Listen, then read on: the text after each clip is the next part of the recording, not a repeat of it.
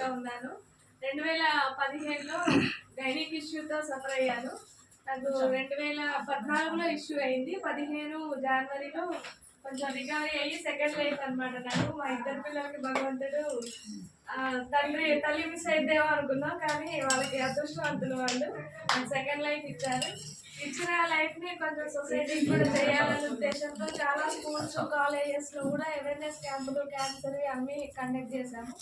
తర్వాత 2020లో Covid start అయినప్పుడు Covid నుంచి గవర్నమెంట్ హాస్పిటల్లో ఫుడ్కి సఫర్ అవుతున్న టైంలో మన సత్యసాయి నుంచి ఇచ్చేది కూడా ఫీడ్ సరిపోకపోయేది. చాలా మంది పేషెంట్స్ ఉంచారు కదా, ఆ టైంలో మేము కూడా ఎంతో వృద్ధాభక్తితో సాయం చేద్దాము. ఒక 100 మందితో 20 రోజులను స్టార్ట్ చేశామండి. ఆ 20 రోజులు అన్నది వాటికి 5 సంవత్సరాలు పూర్తవుతుంది. ఒక రోజు కూడా బ్రేక్ లేదు. దీనిలోనే మళ్ళీ అరుణాచలంకి ఎందుకు కనెక్ట్ అయ్యామో తెలియదు, అది దైవకృప అండి. మరి సంపన్న కూడా క్యాంప్ 2 years అయిందండి అరుణాచలంలో చేయబట్టి. మొన్న పౌర్ణమికి నుంచి 3rd year స్టార్ట్ అయింది. కంటిన్యూ డే కాదండి, ఓన్లీ పౌర్ణమి.